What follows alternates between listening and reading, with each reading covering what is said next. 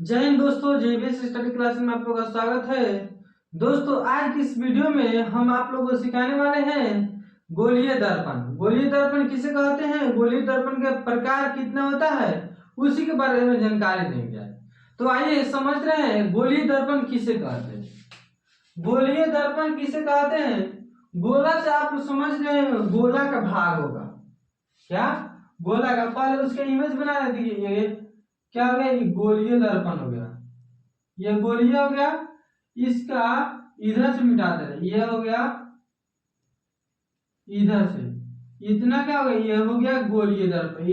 ये जो साइड बचा ये हो जाएगा गोलीय दर्पण। गोला दर्पण का अगर एक साइड से ये पेंट कर रहे हैं, पेंट या कलई कर रहे हैं, तो ये हो जाएगा अवतल दर्पण। अगर वही इधर इधर ये मिटा दे रहा है, अगर अंदर से कर रहे हैं, अच्छा समझिएगा लोग, अगर अंदर से कर रहे हैं तो ये हो गया उत्तर दर्पण, ये अगर बाहर से कर रहे हैं तो ये हो जाएगा अवतल दर्पण। तो आइए पहले समझ रहे हैं इसे गोलीय दर्पण किसे कहते हैं। यहाँ पर तीर देखिए, गोलीय दर्पण यानी जो गोला के भाग होगा उसी गोलीय दर्पण कहते हैं। वैसा दर्पण जिसका परावर्तक सतह गोलीय हो, वह दर्पण जिसका जिसका परावर्तक यानी प्रकाश जिस पर रिफ्लेक्ट करता है उसी पर परावर्तक सतह गोलीय हो, क्या गोलीय हो, उसे गोलीय दर्पण कहते हैं। गोलीय दर्पण कहते हैं। इतना समझ गए।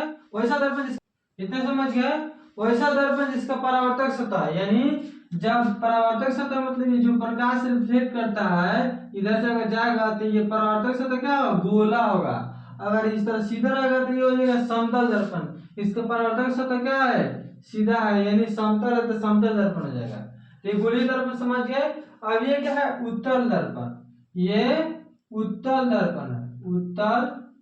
ये हो गया अवतल, अवतल हो गया। इतने समझ में आ गया। अब उत्तल दर्पण देखिए, इसका परिभाषा क्या होगा, पहले दर्पण के प्रकार गोलीय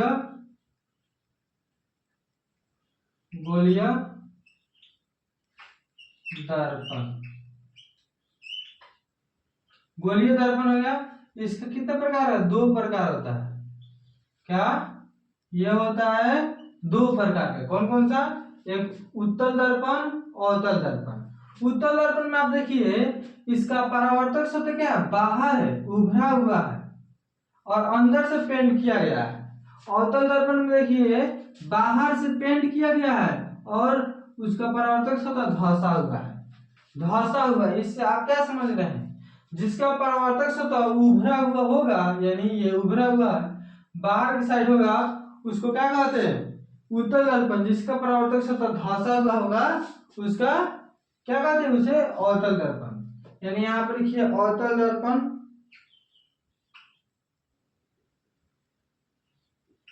अवतल दर्पण। यहाँ पर उत्तल दर्पण।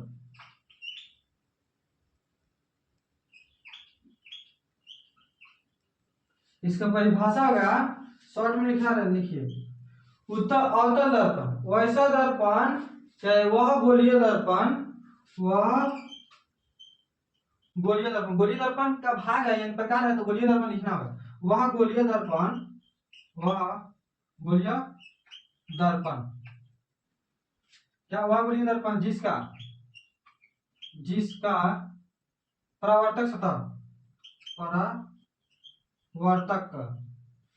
सतह क्या होगा, धंसा हुआ, धंसा हुआ, धंसा हो, सॉरी, जिसका परावर्तक सतह धंसा हो, अवतल दर्पण कहलाता है, अवतल दर्पण कहलाता है, दर्पण कहलाता है। ये समझ गए। अवतल दर्पण क्या है, ये है, ये आप चित्र बना सकते हैं। यहाँ पर एक यहाँ करिए, परावर्तक सतह क्या है, धंसा हुआ यानी बाहर वाला से पेंट करेंगे तो ये बाहर वाला होगा, पेंट क्या होगा, बाहर वाला होगा। ये हो गया अवतल दर्पण, इसे क्या कहते हैं, अवतल दर्पण, अवतल दर्पण हो गया। अब आइए उत्तल दर्पण में। उत्तल दर्पण किसे कहते हैं, वैसा दर्पण, वैसा गोलीय दर्पण जिसका परावर्तक सतह क्या उभरा हुआ होगा, उभरा यानी बाहर से होगा और अंदर से पेंट किया गया हो तो उसे उत्तल दर्पण कहते हैं। लिखिए वह गोलीय दर्पण, वह गोलीय दर्पण, गोलीय दर्पण जिसका जिसका परावर्तक सतह, परावर्तक सतह क्या उभरा हुआ, उभरा हो, उसे क्या कहते हैं, उत्तल दर्पण कहते हैं, उत्तल दर्पण कहते हैं।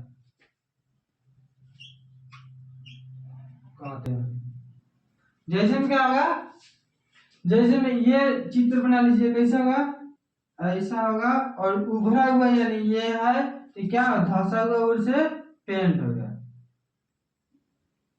क्या होगा, अंदर से पेंट होगा। इसमें देखिए बाहर से पेंट हुआ है, इसमें अंदर से हुआ।